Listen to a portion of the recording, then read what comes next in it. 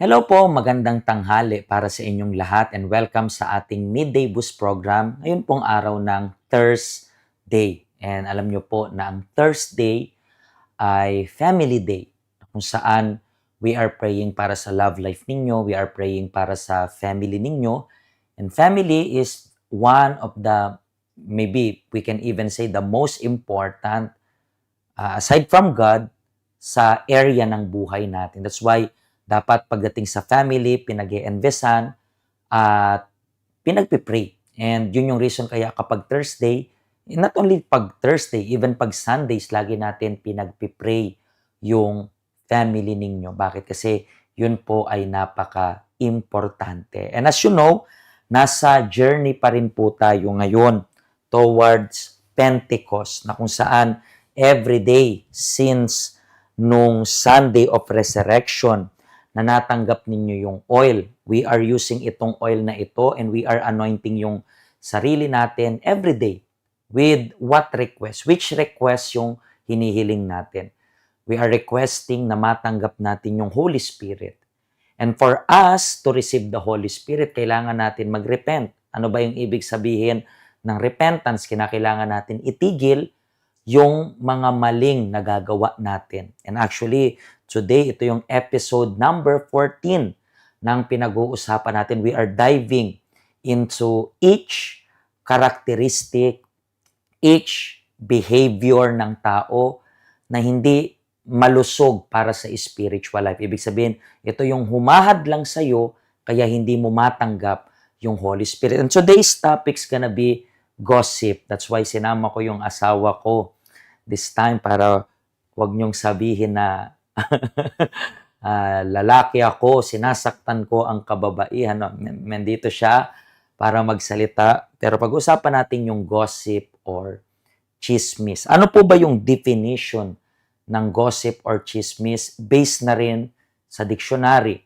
Ito daw ay informal, often unkind, sometimes untrue conversation or rumors regarding others, people's private lives. So, sa Tagalog, yan daw po ay, pag sinabing informal, yan po ay kabastusan. Okay, yan ay hindi formal. Ibig sabihin, kawalan ng respeto. Often unkind. Tingnan nyo po, kabastusan. And sometimes untrue conversation or rumors regarding other people's private life. So, sometimes daw untrue, sometimes hindi totoo. But regardless yan kung totoo man or hindi, basta pagkwentuhan mo yung buhay ng iba, ang tawag dyan ay chismis. And supposed to be, hindi dapat tayo makipagchismisan kasi supposed to be we have to mind our own business. And normally, nakaka-tempt kasi yan. Kasi syempre, sino ba namang tao yung ayaw or hindi curious sa nalalaman sa buhay ng iba? Ang dangerous lang kasi dito, sinisiraan natin ng reputasyon yung isang tao. Kasi, for example, yung chismis na yun, gusto mong i-comment sa ibang tao kung ano yung nakita mo, pwedeng narinig mo, o bagay na pwedeng ginawa sa'yo ng isang tao. So, kapag sinabi mo yun sa isang tao, na wala naman pwedeng gawing solusyon, so, yun ay isang chismis kasi gusto mo lang na ma-feel niya yung bagay na na-feel mo. So, yan po ay napakadelikado. And actually, ito po ay nangyari na since before. Siguro inisip nyo, hindi naman biblical yan. No? Biblical yan. Tingnan nyo po yung story dito ng example natin when we talk about chismis. Tingnan niyo. Ngayon, siniraan nila Miriam at Aaron si Moises. Tingnan niyo kung sinong pinag-chismisan ni Miriam at ni Aaron. Si Moises pa. Tingnan niyo bakit niya siniraan. Kasi nakapag-asawa siya ng isang taga-Cush. And interesting kasi when we talk about chismis, I think laging involved love life dyan. Diba? Just like dito kay Moises. Kaya nga merong mga tinatawag na chika minute, 'di ba? Yan pa yung maraming nanunood. Bakit gustong-gustong malaman yung issue ng buhay ng iba. And when it comes, sabi ko nga, madalas ang pinagchichismisan is patungkol sa love life. Yung asawa ni ganito, Yung ganitong nangyari, yung kabit ng ganito, so on and so forth. Pero wala namang ambag yan sa buhay natin. Minsan, "Oh, yung anak ni ano ganito," and then doon nangyayari yung comparison 'no, "Buti pa siya Mhm. ganito." Yung mga komento kasi, mga bagay na puwedeng sarilinin mo na lang. Kasi hindi Mhm. naman makakaambag sa mga Mhm. tao na makikinig sa'yo. And tingnan natin kung ano nangyari afterwards. Ngayon, siniraan nila Miriam at Aaron si Moises. Dahil nakapag-asawa siya ng isang taga-Cush, sinabi nila, sa pamamagitan lang ba ni Moises nakikipag-usap ang Panginoon? Nakikipag-usap din siya sa amin. Pero narinig ito ng Panginoon. Mapagkumbaba si Moises higit sa lahat ng mga tao sa mundo. So tingnan ninyo po, naririnig ng Diyos yung lahat. And tingnan nyo, yung issue is, tingnan nyo po kung paano wala namang anong related ng pakikipag-asawa niya sa taga-ibang lahi doon sa pakikipag-usap ng Diyos. So tingnan nyo, yung chismis dangerous. Kasi nadadagdagan na eh. Nasabi lang ganito, kabit, and then anong mangyayari? Minsan di naman totoo. Sabi ko nga, yung chismis pwedeng totoo, pwedeng hindi, pero ang fact na pag-usapan mo yung buhay at pribadong buhay ng iba, yun po ay malaking danger na. Naintindihan niyo po ba? That's the reason why.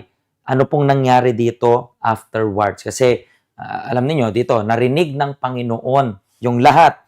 And sabi dito, nagalit ang Panginoon sa kanila at umalis siya.